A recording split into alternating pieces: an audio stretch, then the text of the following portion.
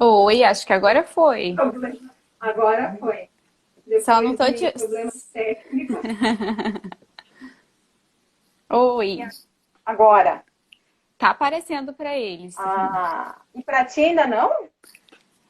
Não, mas não tem problema, a gente vai conversando, isso é o de menos. Tá bom, tá bom. Então tá. Então eu Espero vou. que logo eu consiga aparecer para ti.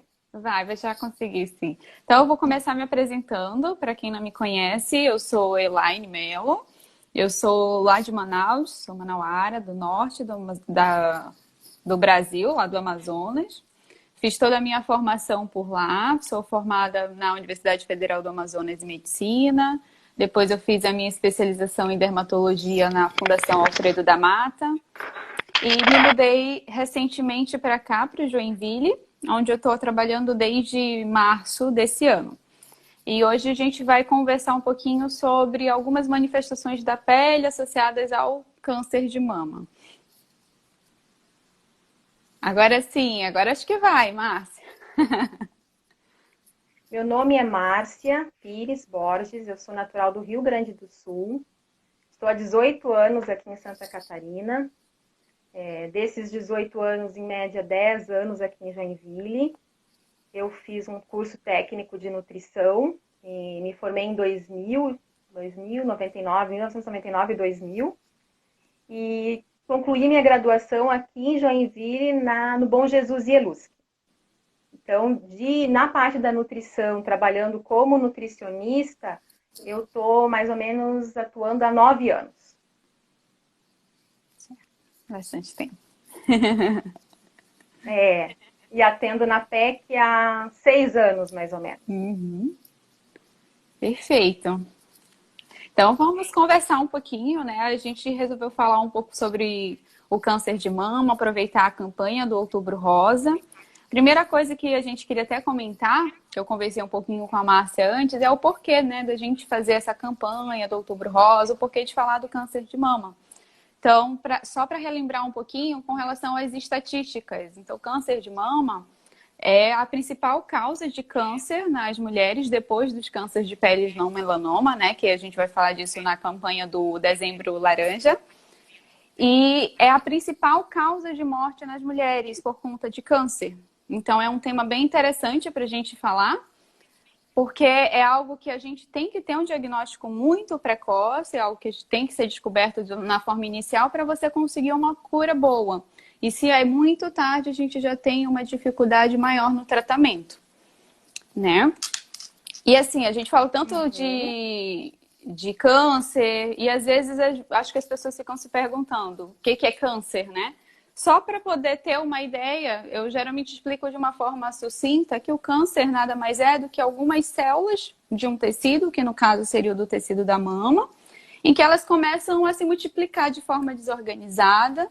Isso muitas vezes vai formando um grupinho de células bagunçadas, que é a tumoração, que é o tumor.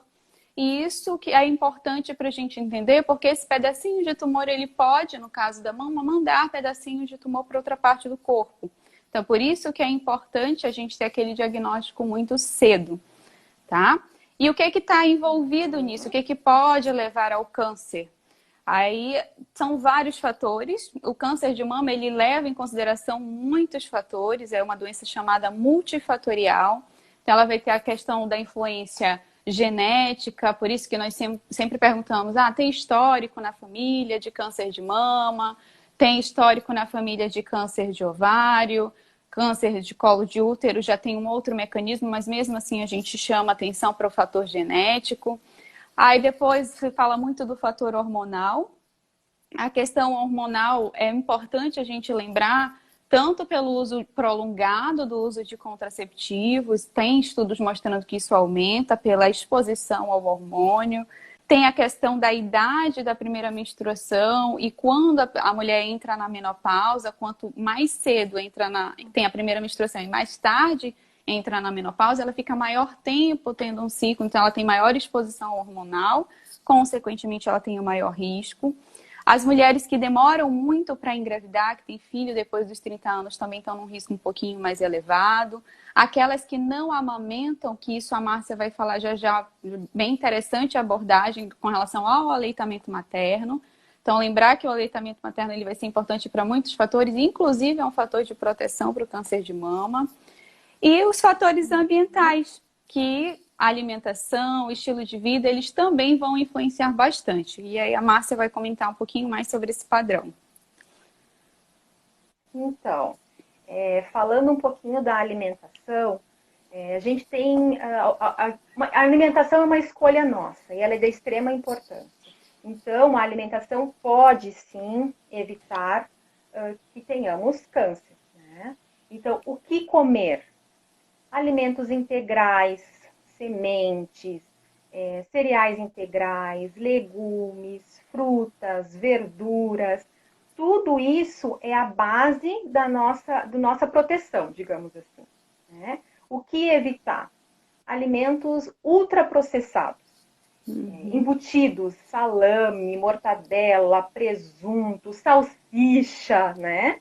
Isso tudo é cheio de conservante, cheio de corante e vai ser algo que pode agravar, que pode um facilitador, digamos assim, junto com a questão, né, familiar, genética, então bebida alcoólica, consumo de bebida alcoólica. Hoje em dia a gente vê que os jovens estão cada vez mais cedo fazendo uso de bebida alcoólica, e isso também é um fator, né, um risco lá na frente. O cigarro também, né? Então, isso tudo auxilia muito.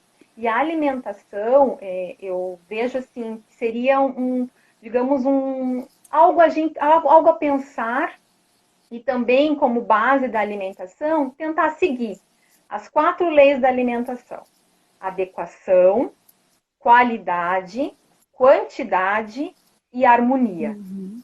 Então, um prato adequado, numa quantidade correta, de uma boa qualidade. E quando eu falo boa qualidade, não é um alimento caro no supermercado, né? São coisas que a gente pode ter ali no dia a dia, na verdureira. Por que não ter uma hortinha em casa para as pessoas que, né, que têm essa disponibilidade, que gostam? Eu adoro particularmente mexer na terra. Mesmo com pouco espaço na sacada, achei um pedacinho ali para plantar uns temperinhos. Então, por que não? Né? Os alimentos, a gente tem tanto nutriente, tanta vitamina que a gente consegue dos alimentos. E aí eu acho que também junto com a alimentação entra a questão da atividade física. Que não vai ser só para manter o peso equilibrado. Né? Vai ser algo que o corpo vai responder, mas a mente também vai responder. E isso a gente sabe que também influencia muito, né? Nós estamos muito estressados e muitas vezes a gente, pelo menos eu ouço isso muito no consultório, tô triste como? Tô feliz como? Tem pandemia, eu como. Não tem pandemia, eu como também, né? Tô cansado como? Tô feliz como? E isso também a gente tem que estar administrando, né? A questão da manutenção do peso, acho que é bem importante. Com certeza. Isso é verdade. E assim, a questão do peso vai influenciar em vários fatores, né? A questão da liberação, inclusive, dos hormônios, e tudo isso vai influenciar na parte fisiológica do indivíduo. Né? Então a gente sempre fala para ter... acúmulo de gordura, né? Corporal, a gente sabe que também influencia. Perfeito. E outra coisa que a gente queria alertar, né, seriam quais são os fatores, né, que a gente tem que se alertar com relação ao câncer de mama. Então, o sinal mais clássico que todo mundo fala, né, que é o mais comum de todos, é o nódulo na mama. Então, isso é algo que todo mundo já meio que sabe, né? Que, na verdade, 90% dos cânceres de mama vão se manifestar como nódulo. Mas aí, trazendo um pouquinho mais para o lado da dermatologia, né? Também a gente tem que lembrar dos outros fatores que podem levar à suspeição do câncer de mama. Um deles seria a alteração do mamilo, que a questão do mamilo um pouquinho modificado, aquele mamilo mais retraído, que ele está ficando um pouquinho afundado, isso tem que chamar atenção. A presença de nódulos na região da axila, você toca, tem os carocinhos na axila, na região do pescoço, isso tem que chamar atenção. a saída de líquido pelo mamilo, principalmente quando é só de um lado, isso também é algum fator interessante. E as alterações na própria pele da mama. Então, aquela mama que ela está vermelha, que ela tem alguma retração, algum abaulamento, alguma alteração da textura da pele. Inclusive, a gente tem até um achado muito clássico do câncer de mama, que seria aquele aspecto em casca de laranja, e é alguma manifestação que tem que chamar muito a atenção. Eu vou tentar até mostrar aqui, não sei se vai dar para enxergar, que tem esse quadrinho que eu coloquei. O que é que você tem que chamar, o que é que tem que chamar a tua atenção, né? Então, a secreção do mamilo é algo que tem que chamar a atenção.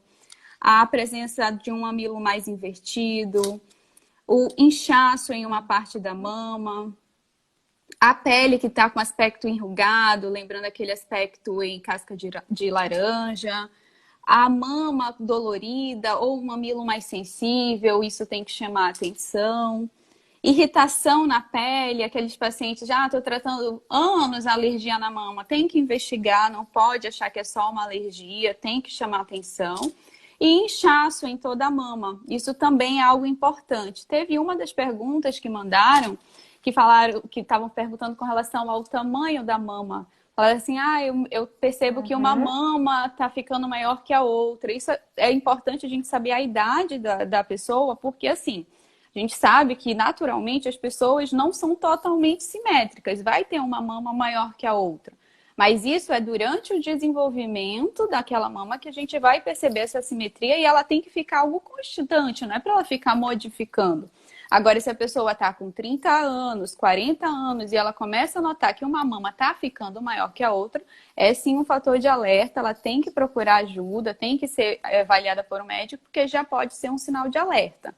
Tá? E também a gente tem que lembrar aquela questão dos caroços, né? Quando que eu devo me preocupar?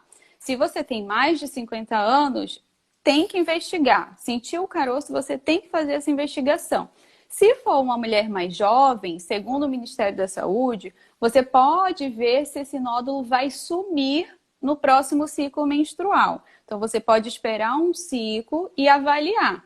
Notou que ela persiste naquela localização, então é importante fazer investigação, sim. E aí a investigação entra no autoexame, lembrar que a maioria dos cânceres de mama, eles são descobertos pela própria paciente. Então, fazer a palpação da mama, você se olhar, vai para o espelho, observa, vê se você acha alguma assimetria. Isso é muito importante. O exame feito pelo médico ginecologista, então você tem que fazer seu acompanhamento com o especialista. Ele vai fazer o exame da mama, ele vai fazer a palpação da região da axila. E a mamografia. Teve uma mudança recente, né, das recomendações do Ministério da Saúde com relação à faixa etária, à frequência. Isso é muito controverso. Ainda tem muita discussão sobre a real indicação desse exame mais espaçado. E normalmente agora a recomendação do Ministério da Saúde é a partir dos 50. Então você faz dos 50 a 69 anos. E a cada 2 anos, isso modificou o que era feito, que era a partir dos 40 e era anual. E aí ainda está muito controverso, né? Então a gente tem que ter bastante cuidado. E outra coisa importante é assim, eu tenho, vamos supor, uma paciente chega, ela tem 35 anos e ela nota que ela está com um caroço na mama que durou mais do que um ciclo menstrual. E aí ela vai fazer a investigação. É importante ela realmente ir no especialista, por quê?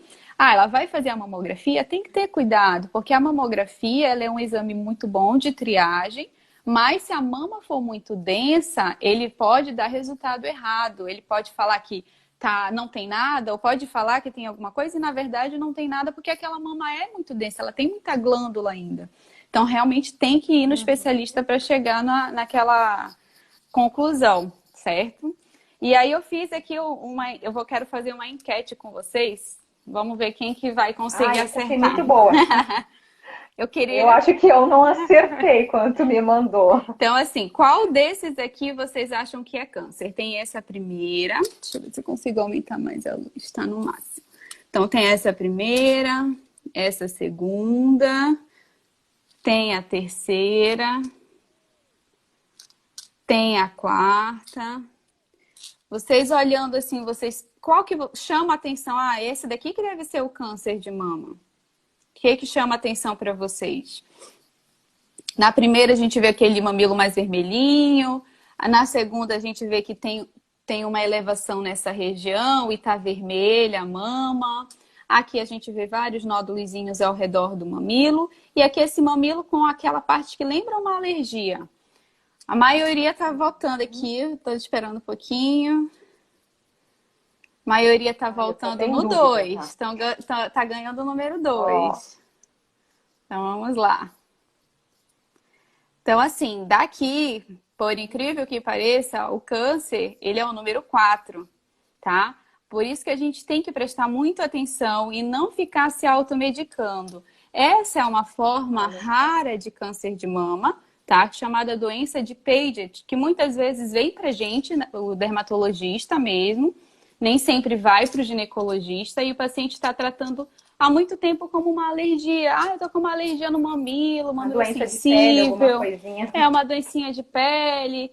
Aí quando a gente, opa, é uma doença de Paget. O que é essa doença? Ela é uma doença é um câncer de pele em que até 95% dos pacientes já tem um câncer mais invasivo, interno mesmo.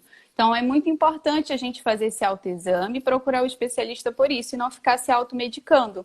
Tá? Essas outras que eu coloquei são todas doenças inflamatórias. Aqui era uma mãe que estava amamentando e ela fez uma candidíase na região do mamilo. Essa era uma outra que também tinha acabado de finalizar o aleitamento materno. Ela fez uma mastite, que é uma inflamação. E aqui é simplesmente uma papilomatose, é uma paciente que tem umas alterações ao redor do mamilo há anos, então não é nada que vai chamar muita atenção para a paciente. E a segunda, também, essa segunda que eu coloquei, é qual desses não é câncer de mama? Então, a gente tem essa daqui, a gente tem essa daqui e tem essa daqui. Agora votem. Qual que vocês acham que não é? Daí 3 são câncer de mama, o resto não é. Qual que vocês acham que não é câncer aqui?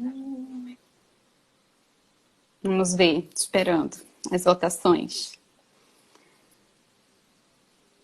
Difícil. Isso é difícil. Midian, vota de novo, Midian. Essa dificuldade mostra como...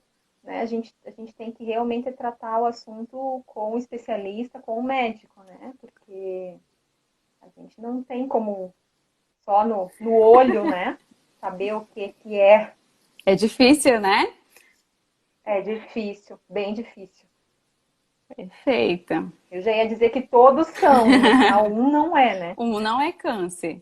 Então aqui nesse... aliás, 3 não são. Um desses daí não é câncer. O resto é tudo câncer. É câncer. Então, assim, o primeiro é um dos achados clássicos de câncer de mama, que é o que a gente chama daquele aspecto em casca de laranja. Não lembra uma laranjinha? Olha só, tudo enrugadinho, com as buraquinhos. Isso é um achado clássico. Aqui é uma forma rara também de câncer de mama, chamado carcinoma inflamatório da mama. Normalmente ele já está associado a um câncer super invasivo, a uma forma super grave e de difícil diagnóstico, o paciente chega já muito tarde. Essa daqui é porque eu não poderia deixar de trazer uma tuberculose na mama, né? Porque eu venho de uma terra que tem muita tuberculose, lá do Amazonas, lá de Manaus. Então eu trouxe uma tuberculose. Isso aqui não é câncer, o número 3. É uma tuberculose na mama, uma mastite por TB. E o 4 é, de novo, a doença de Paget. Então, é uma doença que pode passar como um eczema, como uma dermatite, tá? Então, por isso que é importante vocês sempre no especialista, tá bom? Então, assim, essa aí era só para reforçar a importância da inspeção da mama, né? Para poder você chegar no diagnóstico também e não ficar se automedicando. E outra coisa muito importante que a gente queria comentar também, né, Márcia, é com relação ao tratamento do câncer. Que o tratamento e até mesmo na evolução, que a gente percebe que os pacientes com câncer mais avançado, aqueles que já têm metástase, né, o paciente já vai emagrecendo bastante, aí a Márcia vai explicar um pouquinho sobre esse mecanismo do emagrecimento. Sim, o emagrecimento, ele acaba se tornando parte desse período, né? É muito comum durante o tratamento do câncer. E por quê? Porque a gente perde muita caloria, né? O corpo da gente, ele sofre muito durante esse processo. Estamos voltando. Parece que, como tinha foto de mama, foi encerrado por conteúdo de nudez. Então, vamos reiniciar a live. Agora foi.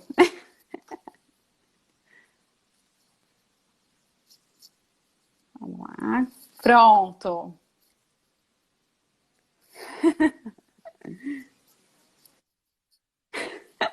Parece que ele encerrou por conta de conteúdo de nudez, porque tinha as mamas lá das imagens. Mas aí a gente segue, vamos lá. Sim. Tá bom, tá certo. Eu até me assustei do nada, digo, opa, não querem mais que eu fale. Então, dando continuidade à questão da alimentação, né? E por que da perda de peso? O Aham. paciente fica. Tá falhando. Márcia, o teu som tá falhando. Vou mudar de ambiente.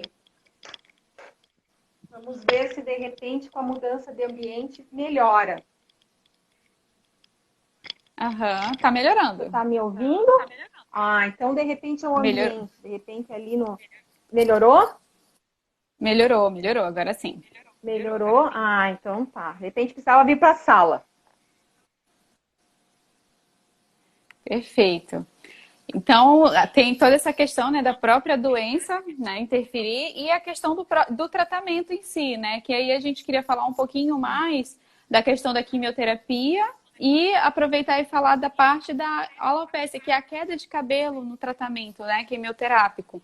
Então, assim, o que é importante a gente saber com relação à quimioterapia?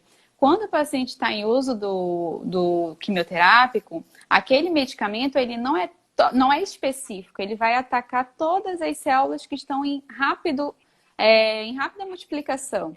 Então, ele vai conseguir atingir várias outras células sem ser somente aquelas células do tumor. Por isso que a gente tem uma agressão no fio, que o fio ele é no cabelo, né? Ele é uma célula. A gente tem a célula em alta taxa de multiplicação.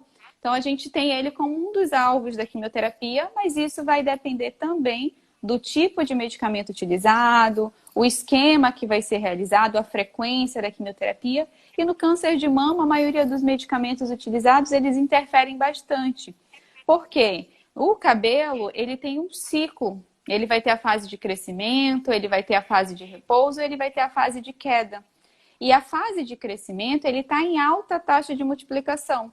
E aí a quimioterapia que a gente está fazendo para o câncer de mama vai lá e ataca o fio também. Por isso que tem uma queda que normalmente ela vai se iniciar lá por 2 a 4 semanas depois do início da quimioterapia. Só que é uma queda de cabelo não considerada cicatricial. É uma queda de cabelo que, com a suspensão do tratamento, tende a voltar à normalidade. Há alguns casos de pacientes que ficaram com sequela, que ficaram com cicatriz, mas isso é muito raro. É o mais comum mesmo, é ser um quadro de queda de cabelo transitória, e aí suspendendo, acabando a quimioterapia, o cabelo ele volta a entrar na fase de crescimento e tem uma repilação do couro cabeludo. Isso começa, o paciente começa a ver lá para o terceiro a sexto mês após o término da quimioterapia. E tem algumas pessoas que até perguntam, mas e o fio, ele volta normal? Ele realmente volta um pouquinho diferente. Tem até uma teoria de que ele vai se...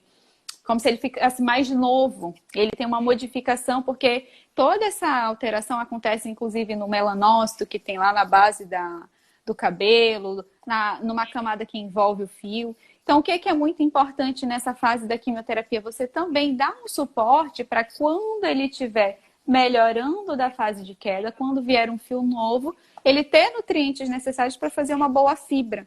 Que aí entra o papel dos nutracêuticos que a gente fala, que é aquele que vai dar o suporte para aquele cabelo que vai vir, tá? Lembrar, assim, que a gente tem que ter bastante cuidado, que às vezes a gente fala dos suplementos, né, para cabelo e tudo. Aí, eu vou tomar, então significa que eu não vou ter queda na quimioterapia? Não. O mecanismo de queda é e o que a gente está oferecendo para o cabelo é só um suporte, né? Com relação a evitar a queda, tem algumas teorias você diminuir a circulação do medicamento no couro cabeludo. Então, tem estudos que mostram o uso de uns materiais que fazem compressão nessa região. Tem a teoria também de você resfriar, que é a que é mais eficaz dentre as que já tem, que tem hoje em dia, que você fazer o resfriamento do couro cabeludo, porque quando você faz o resfriamento, você fecha os vasinhos no local, e aí o quimioterápico ele não consegue chegar de forma efetiva naquele couro cabeludo. Então, você diminui a ação do medicamento no cabelo, então diminui um pouquinho a queda. Com relação a medicamento oral, tem alguns em estudo, né, até mesmo injetável, mas não tem nada ainda com muita comprovação. Né? Então, a gente tem que ter muito cuidado com as promessas de que toma isso ou faz aquilo, que não vai ter queda, que a gente tem que levar em consideração o que já tem comprovação. Mas vale muito a pena você fazer aquele suporte, porque a doença e o quimioterápico eles vão estar agredindo aquele paciente, ele vai estar tendo uma demanda muito grande de nutrientes, então ele vai ter que ter uma reposição, que aí a Márcia vai entrar para falar um pouquinho sobre essa reposição. Então, é muito importante a gente ter uma alimentação durante esse período, principalmente, né, como eu estava comentando antes, que seja do agrado do paciente, né, porque ele vai estar debilitado, então tem coisas que de repente ele não vai conseguir comer, mas a gente também não pode deixar isso vago, isso aberto, livre, a gente também tem que buscar artifícios, né, como que eu posso estar melhorando, em forma de papinha, em forma líquida, em forma de creme, né, um alimento não muito quente, o alimento não muito frio, porque ele fica muito sensível, o paciente perde muito da sensibilidade, né, inclusive do paladar. Sim. Né? E a questão da nutracêutica que entra licopeno, né, que tem na melancia, que tem na goiaba, que tem no tomate, os lactobacilos, que são muito bons, que tem no leite fermentado, que tem no iogurte, para melhorar toda essa flora intestinal, proteger a flora intestinal, né? São de extrema importância. Então, a gente tem que procurar um profissional para ter realmente essa base, esse acompanhamento, para o paciente não desanimar, porque a gente sabe que nem um dia é como o outro e cada um responde de um jeito ao tratamento. Ter sempre, buscar o ânimo, a força, a perseverança, né? E junto com os profissionais adequados, e entra aí também o papel da nutrição, para estar fortalecendo essa imunidade, né? Porque a gente tem que cuidar o paciente por ficar mais sensível, né? Mais suscetível, né? A gente sabe a um resfriado, a uma gripe, enfim. A gente tem que estar protegendo esse corpo com vitamina C dos alimentos adequados, né? Beber bastante água, porque o paciente tem que estar hidratado, a pele fica seca, né? Na verdade, é um procedimento forte, né? É algo que fica no corpo do paciente. Então, ele tem que estar protegido e munido, né, de tudo que está ao alcance. Então, os alimentos entram aí com um papel muito importante, como essa base de proteção. Né, e para melhora, né, para o paciente poder ter força porque geralmente é um tratamento longo, muitas vezes também tem a quimio oral, né, então o paciente fica bem fragilizado, então a questão da alimentação é bem importante. Com certeza. Aí a gente acabou respondendo uma das perguntas, até coloquei aqui para aproveitar, que era uma das perguntas que tinha sido feita. E eu vou até aproveitar e puxar aqui uma outra pergunta, já que a gente está falando de tratamento, eu queria puxar uma pergunta que fizeram sobre a rádio.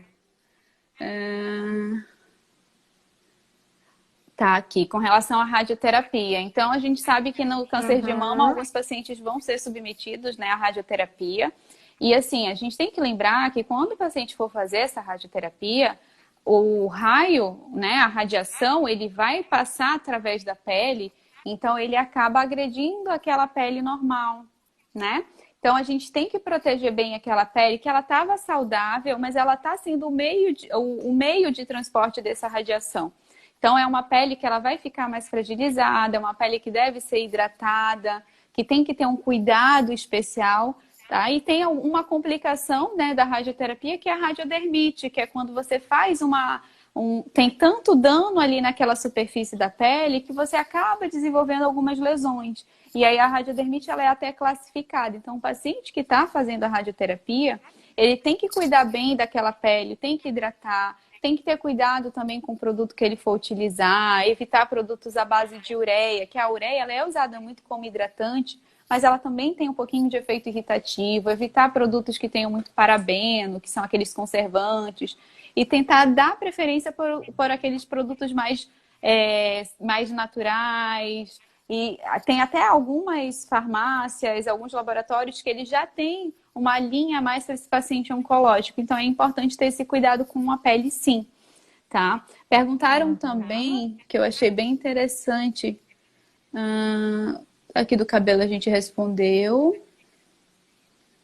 Cadê? Da tatuagem na areola. Deixa eu ver se eu acho aqui. Tinha um com relação à tatuagem na areola mamária. Ah, tá. Então, assim, essa pergunta ela é bem interessante. Só dando um Aham. Não, só eu ia dar um parêntese com essa questão. Ixi, tá caindo. Do aleitamento materno, só para finalizar essa questão ali que a gente estava comentando antes, né? O aleitamento materno, a importância dele, né? Então, é importante para a mãe, para evitar justamente o câncer, né? O câncer de mama, mas também para o bebê, porque futuramente vai ser uma prevenção contra sobrepeso e obesidade. Né? Então, só para deixar isso como estímulo, né, para as mamães aí, que às vezes ficam preocupadas, tem questão estética e tudo, né, a importância do aleitamento materno. Perfeito, muito interessante mesmo isso. Tinha essa pergunta que eu achei bem interessante, né, da tatuagem da areola mamária. Então, assim, tem principalmente nos Estados Unidos, tem se falado muito da tatuagem da areola como uma forma de você devolver a autoestima daquelas pacientes submetidas à mastectomia. Não tem um consenso quanto tempo após fazer aquela tatuagem, né? Seria uma forma de reconstrução daquela região da areola e do mamilo. Porque antigamente se fazia mais o enxerto no local mesmo, só que tem um risco, como a paciente fez uma cirurgia que esticou muito a pele, a paciente faz a radioterapia, é uma pele que ela já não tem o que a gente chama de boa pega. Então, o enxerto, quando você coloca na região, ele às vezes não funciona, tem necrose, perde aquela pele. Então, eles estão nessa tendência de indicar a tatuagem da areola mamária. Então, tem alguns estudos novos falando sobre isso, mas não tem um consenso com relação ao tempo. Eu, no caso, falaria para aguardar todo o processo do tratamento, né? Finalizar a radioterapia, tudo, para poder você pensar em fazer essa parte da tatuagem. Eu não indicaria fazer no mesmo momento. E caso a paciente não vá fazer, que ela fez só ela fez, não vai precisar fazer complementação e pode fazer tatuagem em cima da cicatriz, isso é uma pergunta frequente. Tem muita gente que faz nessa tatuagem. A recomendação é só você aguardar pelo menos de 6 a 9 meses, isso serve para qualquer cirurgia, que é o período de remodelar aquela cicatriz, porque senão você acaba interferindo naquela cicatrização, pode dar decência, que é a abertura daquela cicatriz. Então, essa parte ela é interessante porque você vai devolver a questão da autoestima do paciente, mas você também tem que ir com cautela. Né? Mas essa da tatuagem da areola eu acho bem interessante, o resultado fica bem legal. Tem mais alguma, Márcia, que tu querias focar? A gente falou da alimentação, dos nutrientes, né? Da atividade física, do aleitamento materno, dos alimentos que a gente tem que evitar, que isso também gostaria de ser bem enfática, né? Hoje com a questão da modernidade, a falta de tempo, a gente acaba indo muito para o alimento processado, né? Sim. Aquele alimento que a gente compra lá no mercado e é só aquecer e tá pronto, né? É o prático, porque não tem né? o tempo. O prático, as bebidas açucaradas, coisas, né? Bebidas prontas. né? O próprio embutido que eu comentei antes, que daí é Uhum. mais fácil eu chegar e comer o pão, né?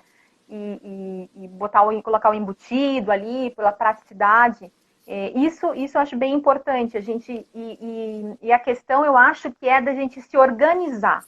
Eu Sim. sei que é difícil, eu sei que é bem puxado. A alimentação, devido a essa modernidade, essa falta de tempo, e vieram esses novos produtos, né? Que seriam facilitadores, né? Mas que não são facilitadores em nada. Eu Aham. acho que a questão do tempo, da gente montar uma rotina. Né? Se eu não for no mercado, eu não comprar as minhas verduras, não me programar para a semana, realmente eu vou ir para o mais prático. Então, eu sei que algumas pessoas falam, mas eu tenho que me organizar, e aí eu vou disponibilizar do meu sábado ou meu domingo. Eu acho que algumas horas a gente merece esse cuidado. Sim. Então, assim, pegar umas horinhas ali do meu final de semana e me organizar para a semana. O que eu vou comer, o que eu vou ter na minha geladeira, na minha despensa, o que eu vou levar de lanche para o meu trabalho, Aham. né? Para a gente poder, com esse cuidado da alimentação, realmente ter qualidade de vida, né? Uma vida mais, né, prolongada, com melhor saúde, né? Eu acho que isso é bem importante. E ainda a prevenção, né? Contra o câncer de mama e outros tipos de câncer aí também que a gente pode ser acometido. Sim, com Acho que era certeza. esse um recado que eu queria deixar, justamente porque eu ouço muito isso, né, das pessoas reclamarem da questão do tempo, de ter que abrir mão do seu tempo para fazer alguma coisa em relação à alimentação. Mas eu Perfeito. acho que é bem importante esse cuidado aí. Com Tudo é certeza. questão de rotina, hábito, né? A hora que a gente se organiza, eu tenho certeza que vai, É né? verdade. E consegue, né?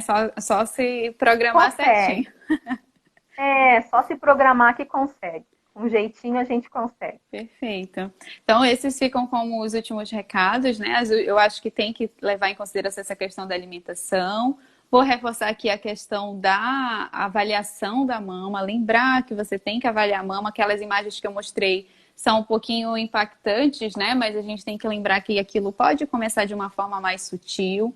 Então, não menosprezar uma Uhum. coceira, uma sensibilidade que você tem no mamilo ou naquela região da areola. Não subestimar uma assimetria de mama, que isso é muito importante. Eu lembrei agora de uma pergunta que tinham feito com relação a exame, acho que era com relação à ultrassonografia e ressonância, se dava para falar 100% de certeza que era, né, uma lesão, um nódulo maligno. Então, assim, só para lembrar, é importante essa pergunta, porque, assim, os exames de imagem, eles não são 100% assertivos. Eles são considerados exames de triagem para a gente fazer uma suspeição. O que isso significa?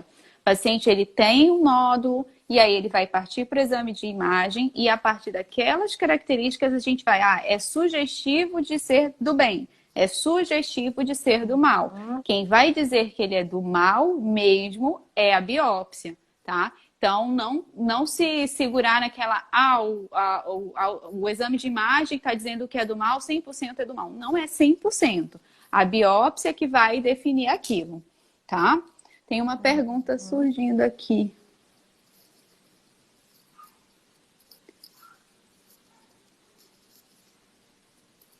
Gustavo, essa tua pergunta, existe implante de areola, que seria aqueles implantes que, tipo, como tem de queixo?